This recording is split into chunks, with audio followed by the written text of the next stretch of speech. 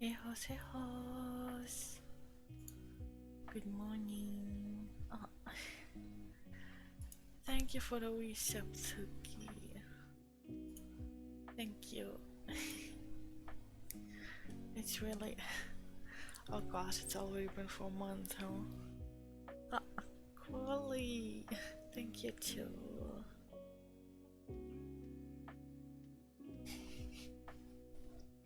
Good morning, Quali. Nice to see you. I hope you're good. And I also hope you're about to go to sleep. Because that's what's gonna be best. Going to sleep, okay? As usual? Oh, yes. Good. As usual, I have sound alerts and stuff turned off. I will not really be looking to chat a lot. I won't be reacting a lot. So, if anyone's not completely relaxing and somebody joins, please be nice, say hello to them. If it's someone who doesn't know my reading streams, explain that I am reading and not really talking a lot, okay? I hope you all enjoy and be nice and relaxed. Yes, honey, bedtime stories. Okay.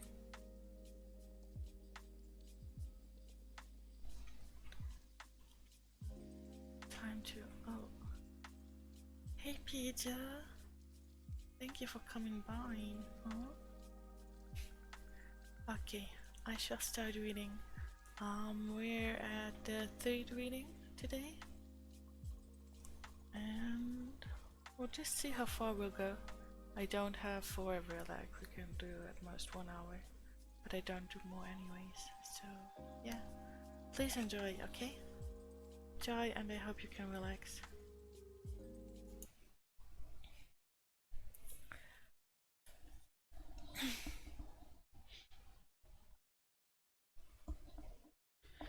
Dear Daddy Longlegs, I don't believe I can be going to heaven.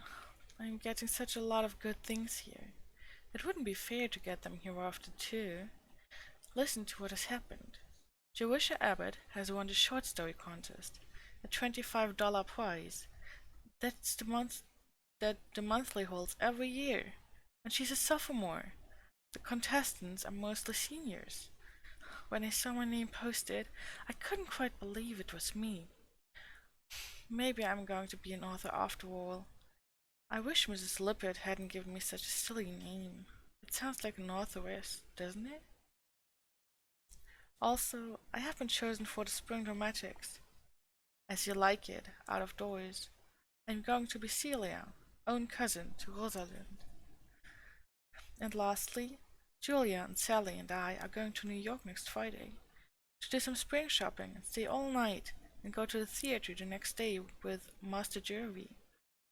He invited us. Julia is going to stay at home with her family, but Sally and I are going to stop at the Martha Washington Hotel. Did you ever hear of anything so exciting? I've never been in a hotel in my life, nor in a theater, except once when the Catholic Church had a festival and invited the orphans. But that wasn't a real play, and it doesn't count. And what do you think we're going to see? Hamlet. Think of that! We studied it for 4 weeks in Shakespeare class, and I know it by heart. I'm so excited over all these prospects that I can scarcely sleep. Goodbye, Daddy. This is a very entertaining world. Yours ever, Judy. P.S. I've just looked at the calendar. It's the 28th. Another postscript. I saw a streetcar conductor today with one brown eye and one blue. Wouldn't he make a nice villain for a detective story? April 7th. Dear Daddy Longlegs. Mercy! Isn't New York big? Rochester's nothing to it. Do you mean to tell me that you actually live in all that confusion? I don't believe that I shall recover for months from the bewildering effect of 2 days of it. I can't begin to tell you all the amazing things I've seen. I suppose you know, though, since you live there yourself. But aren't the streets entertaining? And the people? And the shops? I never saw such lovely things as there are in the windows. It makes you want to devote your life to wearing clothes. Sally and Julia and I went shopping together Saturday morning. Julia went into the very most gorgeous place I ever saw. White and gold walls, and blue carpets, and blue silk curtains, and gilt chairs. A perfectly beautiful lady with yellow hair and a long, black silk trailing gown came to meet us with a welcoming smile. I thought we were paying a social call and started to shake hands, but it seems we were only buying hats. At least Julia was. She sat down in front of a mirror and tried on a dozen, each lovelier than the last, and bought the two loveliest of all. I can't imagine any joy in life greater than sitting down in front of a mirror and buying any hat you choose, without having first to consider the price. There's no doubt about it, Daddy. New York would rapidly undermine this fine stoical character with the John Grier home so patiently built up. And after we'd finished our shopping, we met Master Jervy at Sherry's. I suppose you've been in Sherry's? Picture that. Then picture the dining room of the John Grier home, with its oilcloth covered tables and white crockery that you can't break, and wooden handled knives and forks, and fancy the way I felt. I ate my fish with the wrong fork, but the waiter very kindly gave me another, so that nobody noticed. And after luncheon, we went to the theatre. It was dazzling, marvelous, unbelievable. I dream about it every night. Isn't Shakespeare wonderful? Hamlet is so much better on the stage than when we analyze it in class. I appreciated it before, but now, clear me. I think, if you don't mind, that I'd rather be an actress than a writer.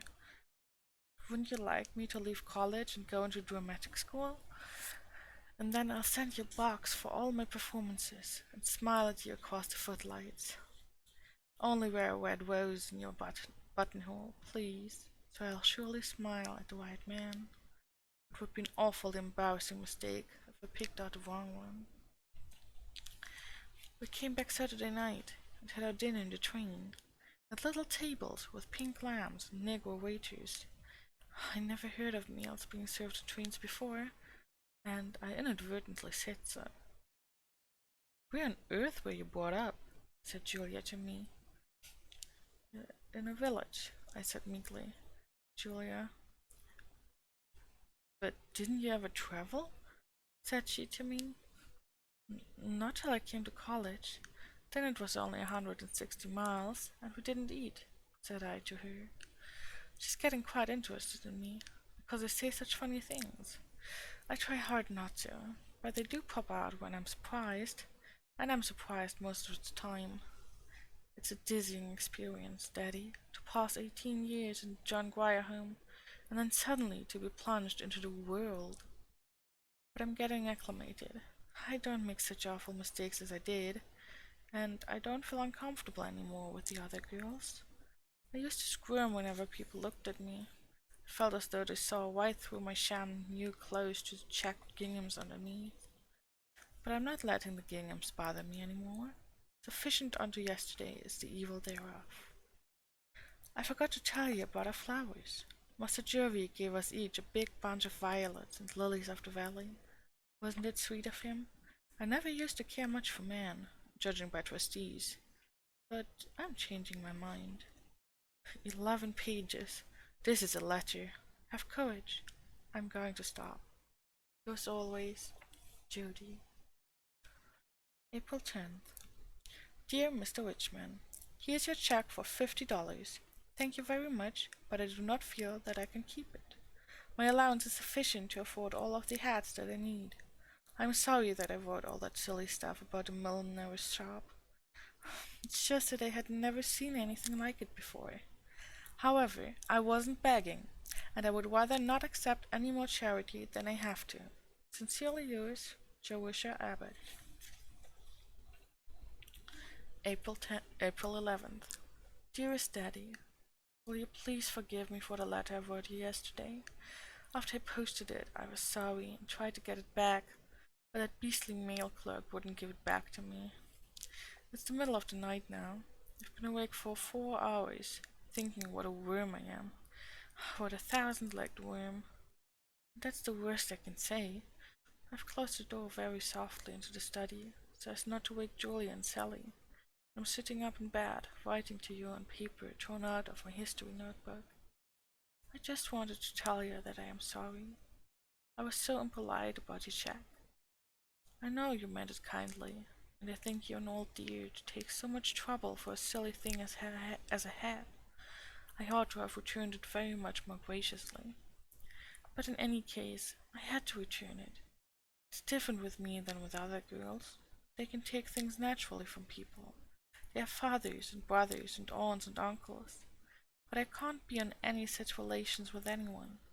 I like to pretend that you belong to me, just to play with the idea, but of course I know you don't. I'm alone, really, with my back to the wall, fighting the world, and I get sort of gaspy when I think about it. I put it out of my mind and keep on pretending, but don't you see, Daddy? I can't accept any more money than I have to, because someday I shall be wanting to pay it back, and even as great an author as I intend to be, won't be able to face a perfectly tremendous debt. I'd love pretty hats and things, but I mustn't mortgage the future to pay for them. You'll forgive me, won't you, for being so rude? I have an awful habit of writing impulsively when I first think things, and then posting the letter beyond recall, but if I sometimes seem thoughtless and ungrateful, I never mean it. In my heart, I thank you always for the life and freedom and independence that you have given me. My childhood was just a long, sullen stretch of revolt, and now I'm so happy every moment of the day that I can't believe it's true. I feel like a made-up heroine in a storybook. It's a quarter past 2. I'm going to tiptoe out to post this off now. You'll receive it in the next mail after the other, so you won't have a very long time to think bad of me. Good night, Daddy. I love you always. Judy.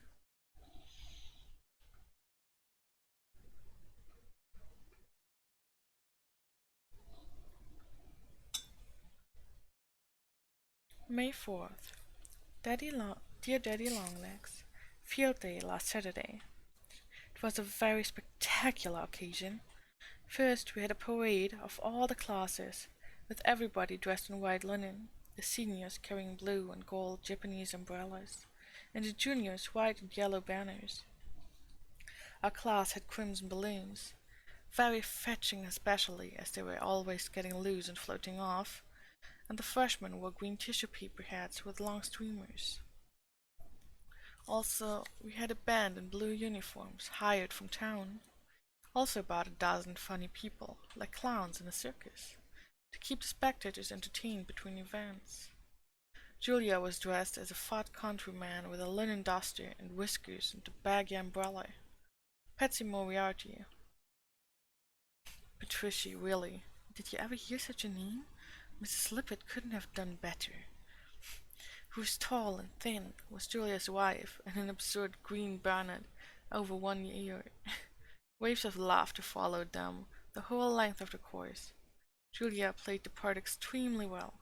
I never dreamed that a Pendleton could display so much comedy spirit. Begging Master Jervy pardon. I don't consider him a true Pendleton, though, any more than I consider you a true trustee. Sally and I weren't in the parade, because we were entered for the events. And what do you think? We both won, at least in something. We tried for the running broad jump and lost, but Sally won the pole vaulting, 7 feet 3 inches, and I won the 50-yard sprint, 8 seconds. I was pretty panting at the end, but it was great fun, with the whole class waving balloons and cheering and yelling, "What's the matter, Judy Abbott? She's all right. Who's all right? but that, Daddy, is true theme. Then trotting back to the dressing tent and being rubbed down with alcohol and having a lemon to suck. You see, we're very professional. It's a fine thing to win an event for your class, because the class that wins the most gets the athletic cup for the year. The seniors won it this year, 7 events to their credit. The Athletic Association gave a dinner in the gymnasium to all of the winners. We'd fried soft-shell crabs and chocolate ice cream molded in the shape of basketballs. I stayed up half off last night reading Jane Eyre. Are you old enough, Daddy, to remember 60 years ago? And if so, did people talk that way? The haughty Lady Blanche says to the footman, "Stop your chattering, knave, and do my bidding." Mr. Rochester talks about the metal Vulcan when he means the sky. And as for the mad woman who laughs like a hyena and sets fire to bed curtains and tears up wedding veils and bites, that's melodrama of the purest. But just the same, you read and read and read. I can't see how any girl could have written such a book, especially any girl who was brought up in a churchyard. There's something about us Brontes that fascinates me. Their books, their lives, their spirit. Where did they get it? When I was reading about little Jane's troubles in the charity school, I got so angry that I had to go out and take a walk. I understood exactly how she felt. Having known Mrs. Lippert, I could see Mr. Brocklehurst. Don't be outraged, Daddy. I am not intimating that the John Grier home was like the Leeward Institute. We had plenty to eat and plenty to wear, sufficient water to wash in, and a furnace in the cellar. But there was one deadly likeness. Our lives were absolutely monotonous and uneventful. Nothing nice ever happened, except ice cream on Sundays, and even that was regular. In all the 18 years I was there, I only had one adventure. When the wood had burned, we had to get up in the night and dress so as to be ready in case the house should catch. But it didn't catch, and we went back to bed. Everybody likes a few surprises. It's a perfectly natural human craving.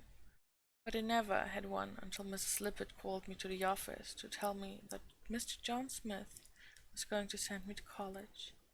And then she broke the news so gradually that it just barely shocked me. You know, Daddy, I think that the most necessary quality for any person to have is imagination. It makes people able to put themselves in other people's places. It makes them kind, sympathetic, and understanding. It ought to be cultivated in children.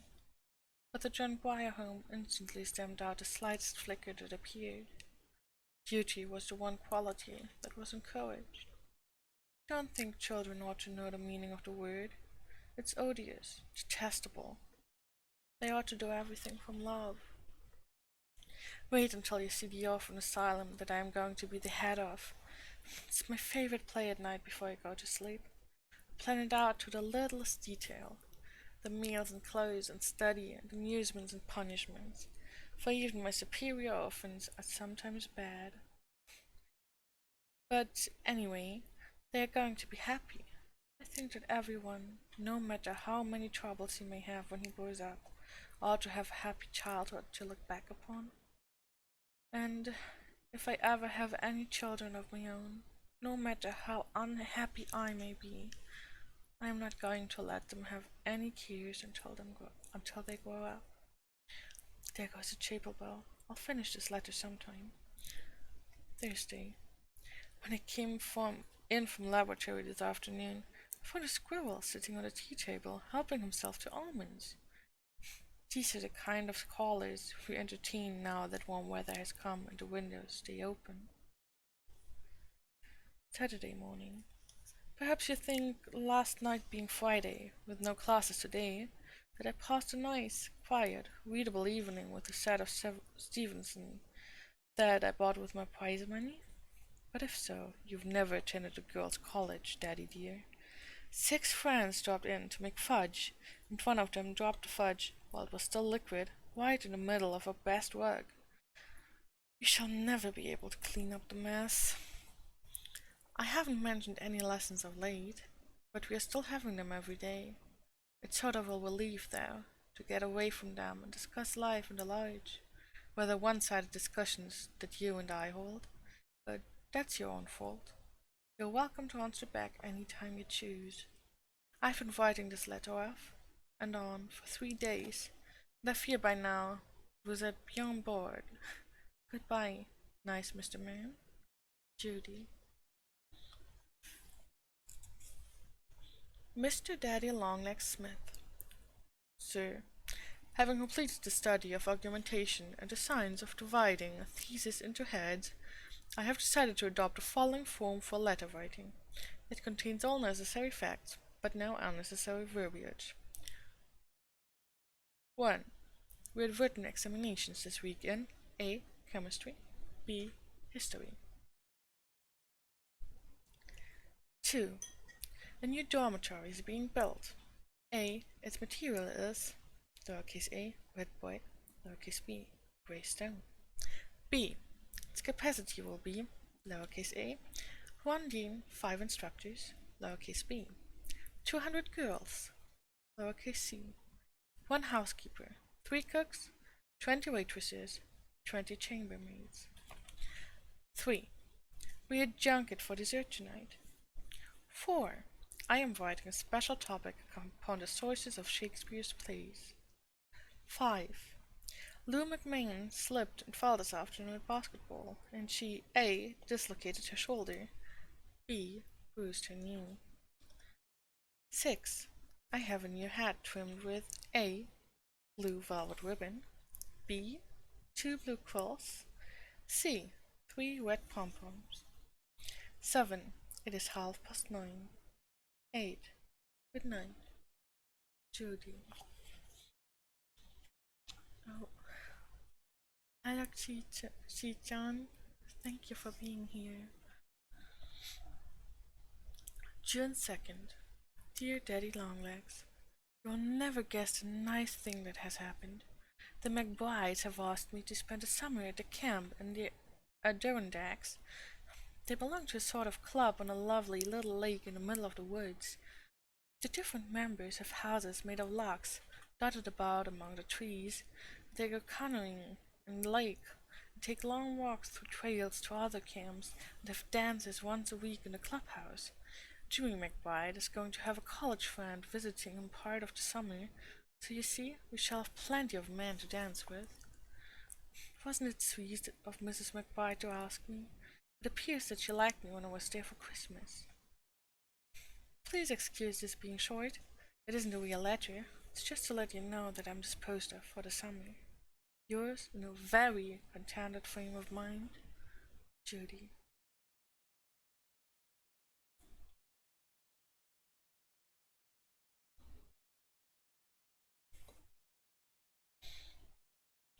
June 5th. Dear Daddy Longlegs, your secretary man has just written to me saying that Mr. Smith prefers that I should not accept Mrs. McBride's invitation, but should return to Loch Willow the same as last summer.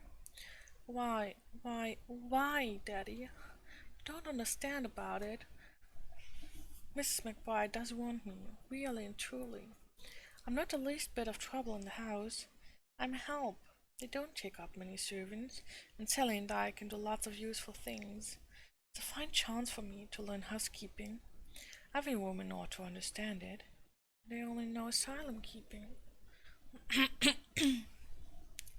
There aren't any girls our age at the camp, and Mrs. McBride wants me for a companion for Sally.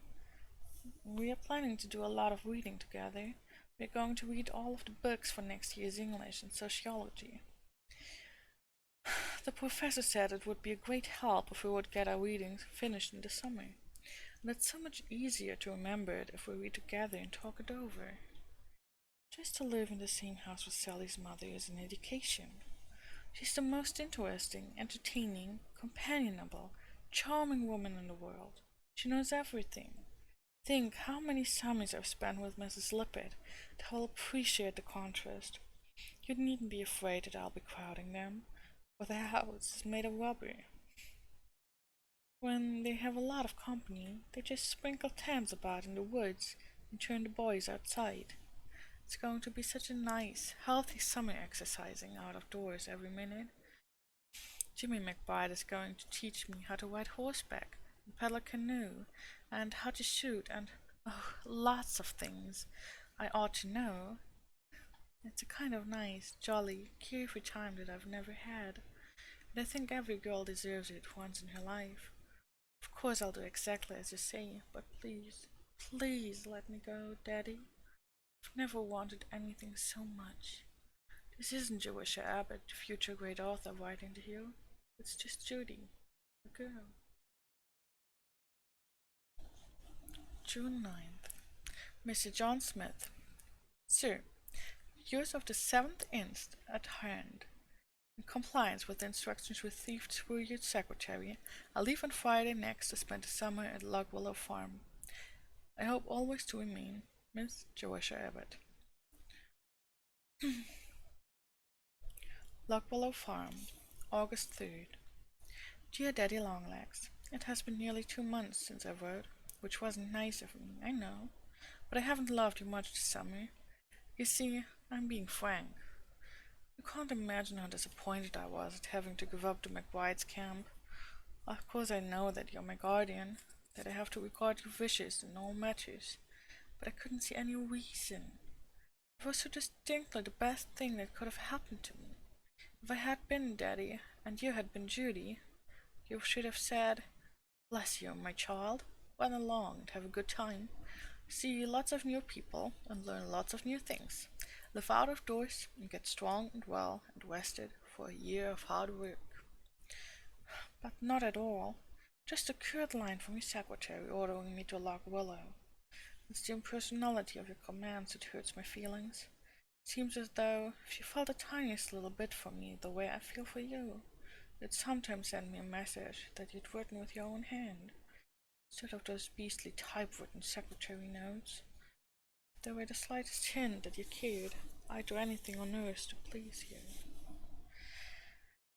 I know that I was to write nice, long, detailed letters without ever expecting any answer, or living up to your side of the bargain. I'm being educated, and I suppose you're thinking I'm not living up to mine. But, Teddy, it is a hard bargain. It is, really. I'm so awfully lonely. You're the only person I have to care for. You're so shadowy. You're just an imaginary man that I've made up. Probably the real you isn't a bit like my imaginary you, but you did once, when I was ill in the infirmary, send me a message. And now, when I am feeling awfully forgotten, you get out your card, read it over. I don't think I am telling you at all what I started to say, which was this.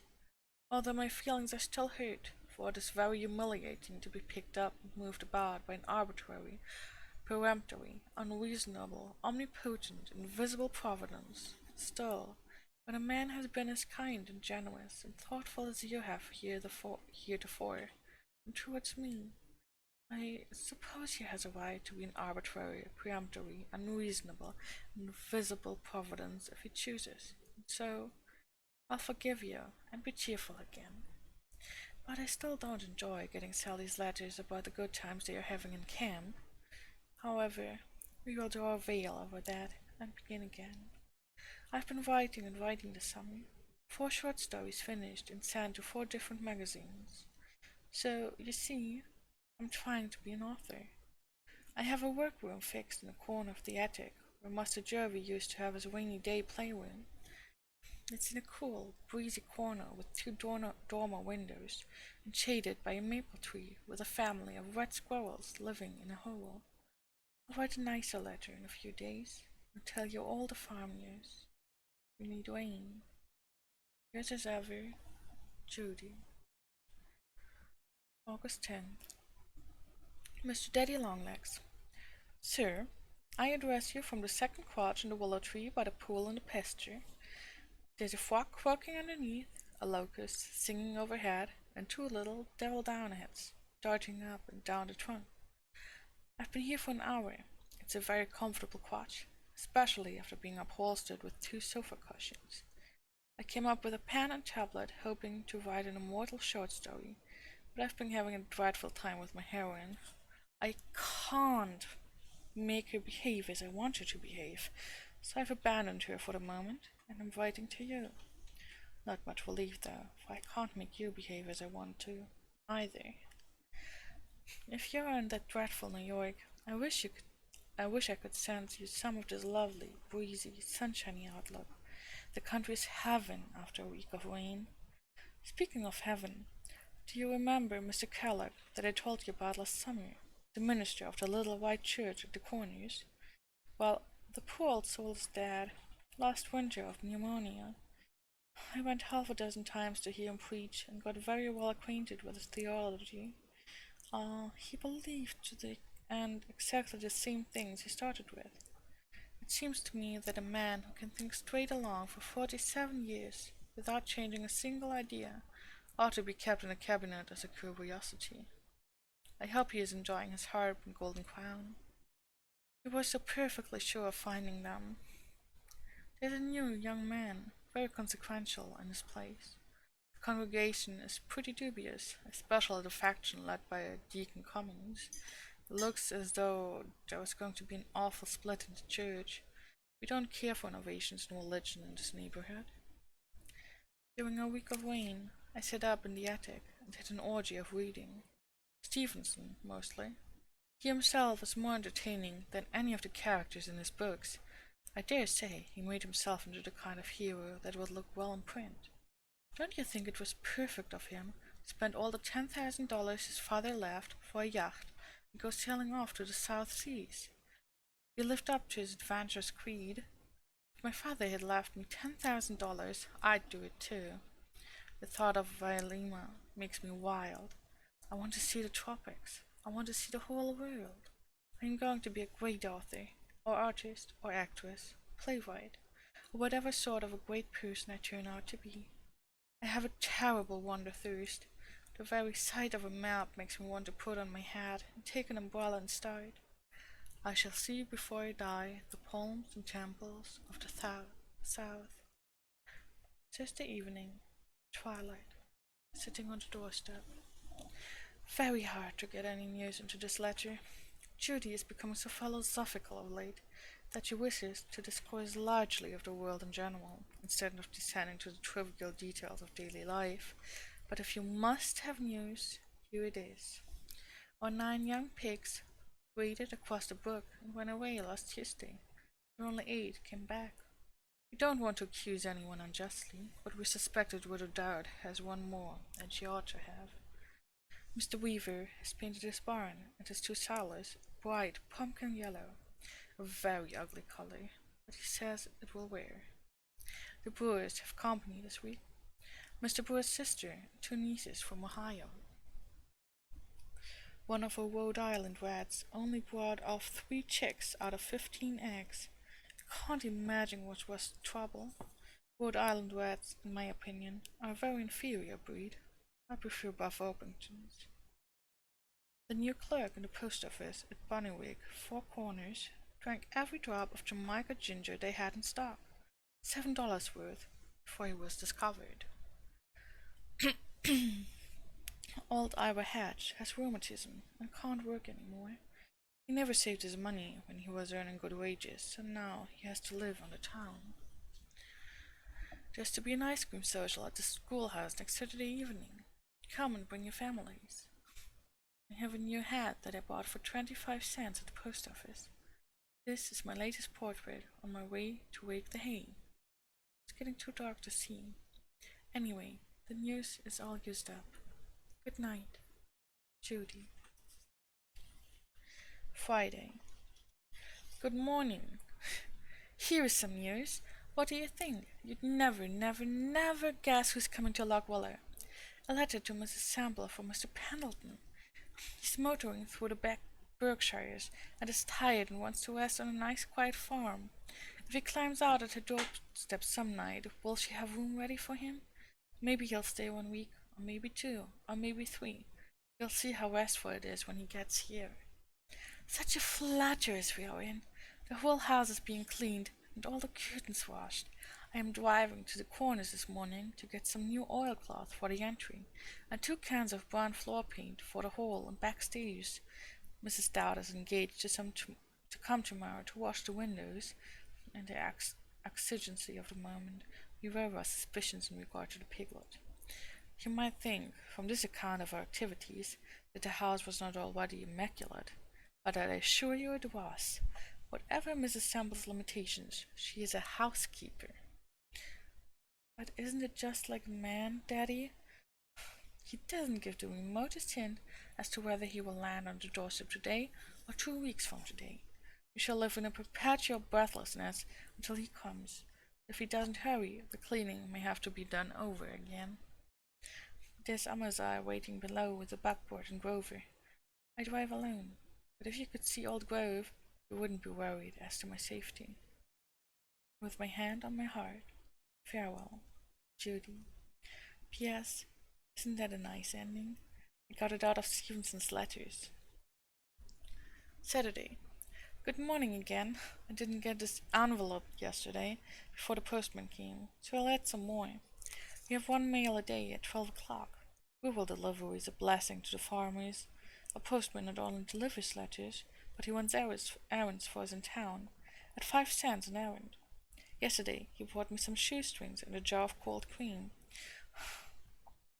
I sunburned all the skin off my nose before I got my new hat, and a blue Windsor tie, and a bottle of blacking oil for 10 cents. That was an unusual bargain, owing to the largeness of my order. Also, he tells us what is happening in the great world.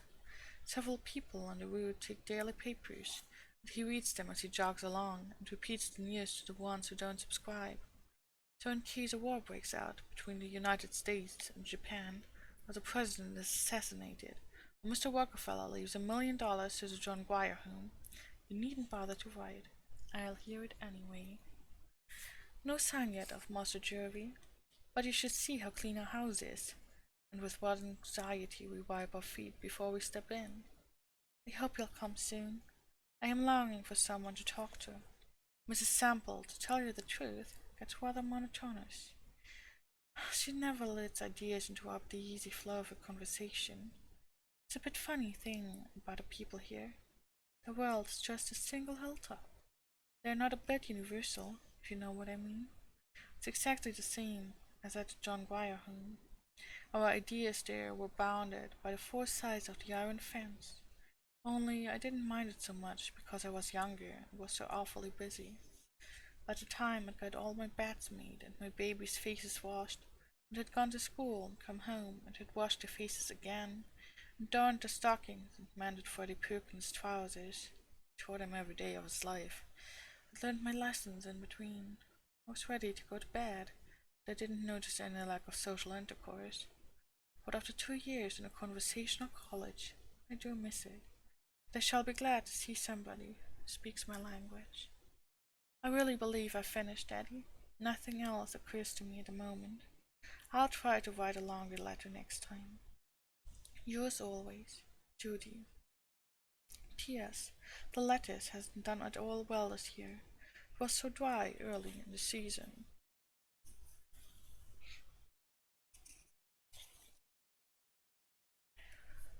August 25th. Well, Daddy, Master Jervy's here. It's such a nice time as we're having. At least I am, and I think he is too. He has been here 10 days, and he doesn't show any signs of going. The way Mrs. Semple pampers that man is scandalous. If she indulged him as much as he was a baby, I don't know how he ever turned out so well. He and I eat at a little table set on the side porch, or sometimes under the trees, or when it rains or is cold, in the best parlor. He just picks out a spot he wants to eat in, and Carrie trots after him with the table. Then, if it has been an awful nuisance, and she has had to carry the dishes very far, she finds $1 under the sugar bowl. He is an awfully companionable sort of man, though you would never believe it to see him casually. He looks at first glance like a true Pendleton, but he isn't in the least. He is just as simple and unaffected and sweet as he can be. That seems a funny way to describe a man, but it's true. He's extremely nice with the farmers around here. He meets them in a sort of man-to-man fashion that disarms them immediately. They were very suspicious at first. They didn't care for his clothes, and I will say that his clothes are rather amazing. With knickerbockers and pleated jackets, and white flannels and riding clothes with puffed trousers. Whenever he comes down in anything new, Mrs. Semple, beaming with pride, walks around and views him from every angle and urges him to be careful where he sits down. She's so afraid he will pick up some dust. It bores him dreadfully. He's always saying to her, "Run along, Lizzie, and turn to your work. You can't boss me any longer. I've grown up." It's awfully funny to think of that great, big, long-legged man, who's nearly as long-legged as you, Daddy, ever sitting in Mrs. Sample's lap and having his face washed. Particularly funny when you see her lap. She has 2 laps now, and 3 chins. But he says that once she was thin and wiry and spry, and could run faster than he. Such a lot of adventures we're having. We've explored the country for miles, and I've learned to fish with funny little flies made of feathers.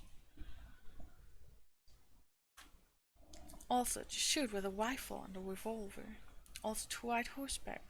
There's an astonishing amount of life in Old Grove. We fed him on oats for 3 days, and shied at a calf and almost ran away with me. Wednesday. We climbed Sky Hill Monday afternoon. That's a mountain near here. Not an awfully high mountain, perhaps. No snow on the summit, but at least you're pretty breathless when you reach the top. Oh my, I'm sorry. The lower slopes are covered with woods, but the top is just piled rocks and open moor. We stayed up for the sunset and built a fire and cooked our supper. Master Jervy did the cooking. He said he knew how better than me. He knew how better than me, and he did, too, because he's used to camping. Then we came down by moonlight, and when we reached the wood trail, where it was dark by the light of an electric bulb that he had in his pocket. It was such fun. He laughed and joked all the way and talked about interesting things. He's read all the books I've ever read, and a lot of others besides. It's astonishing how many different things he knows. We went for a long tramp this morning and got caught in a storm. Our clothes were drenched before we reached home, but our spirits not even damp. You should have seen Mrs. Sample's face when we dripped into her kitchen. "Oh, Master Jervy, Miss Judy, you're soaked through. Dear, dear, what shall I do? That nice new coat is perfectly ruined."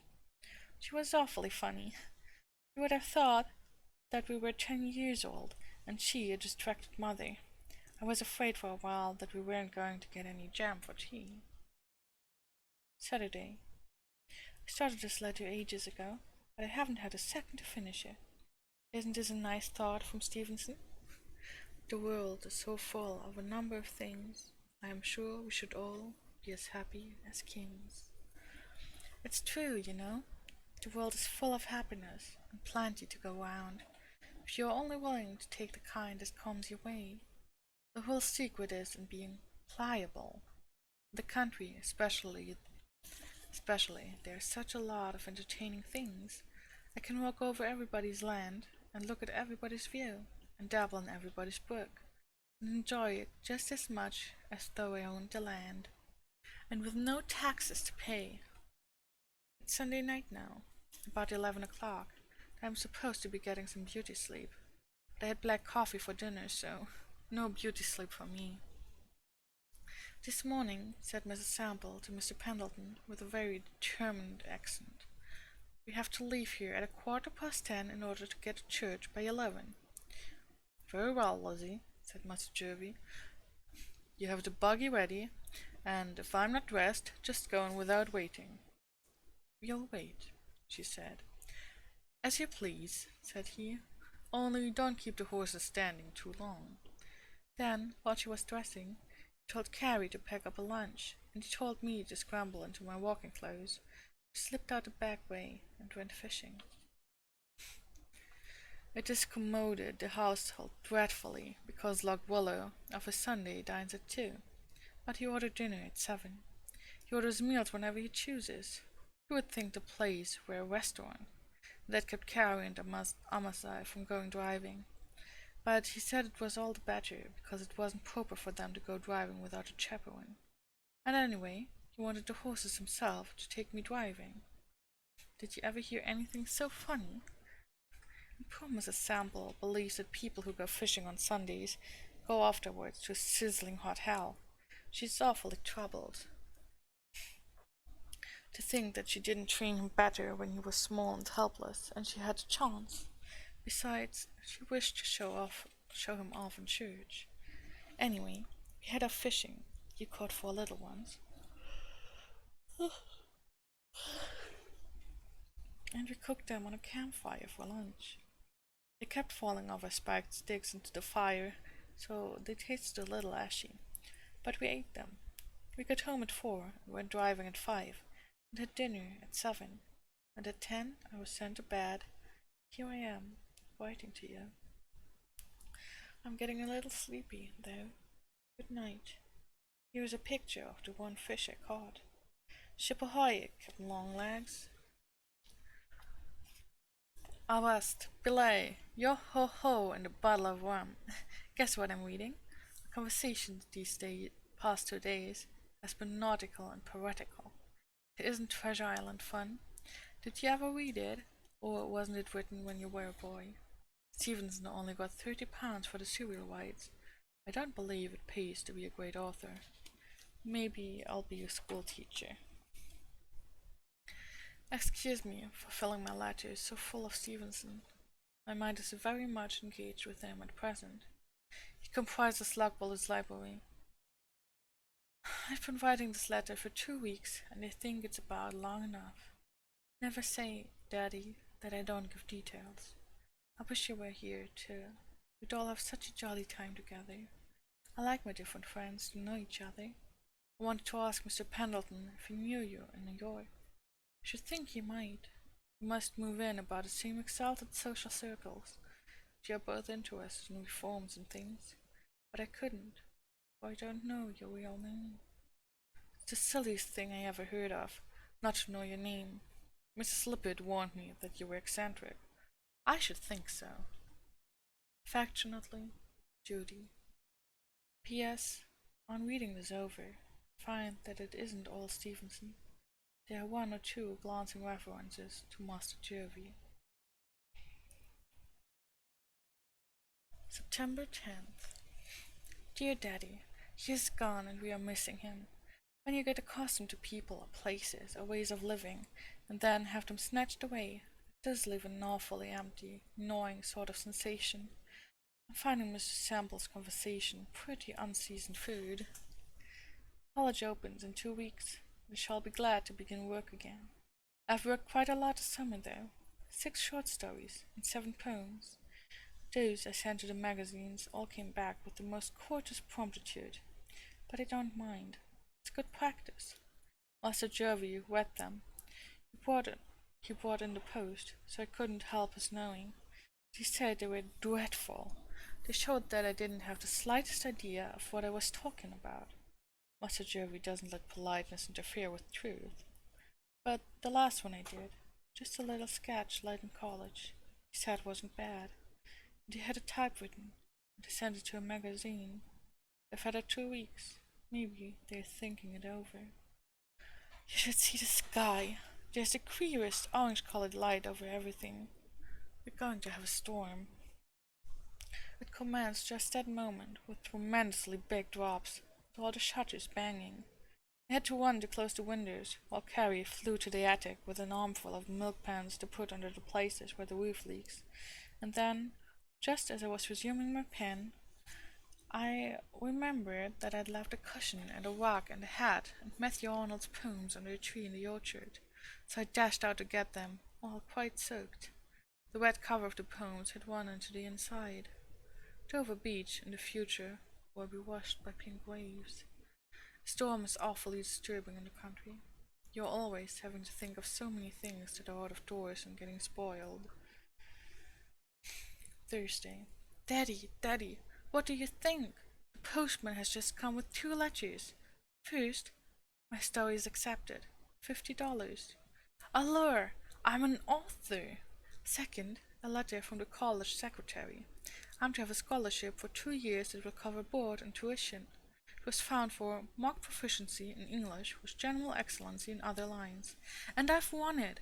I applied for it before I left, but I didn't have an idea I'd get it, on account of my freshman bad work in maths and Latin.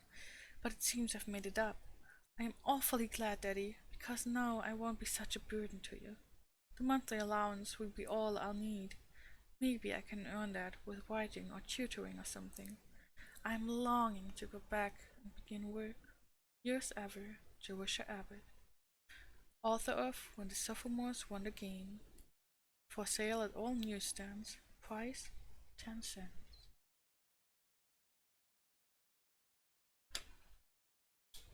Okay, and with this we shall end for today.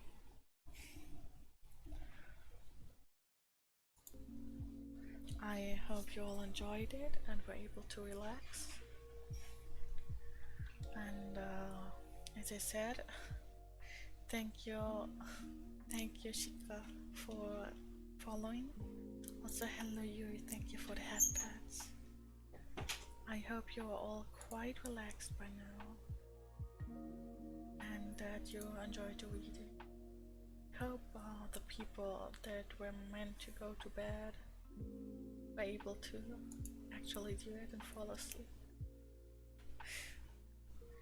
Okay, we shall go with Lopi. Let's go with Donnie because she's playing Pokemon and she's usually pretty calm and soothing with her voice, and I think it's fitting. Okay.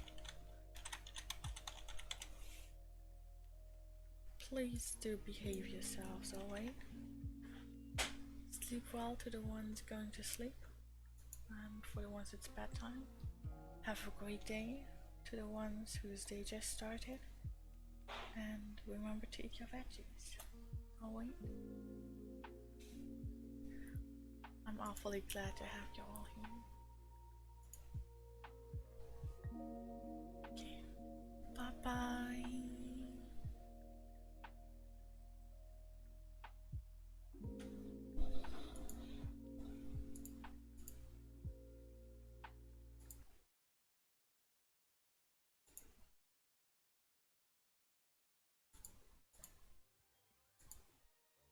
Oh, Sasasachi, thank you for the raid. Hello. Can I get a shout out for Sasasachi?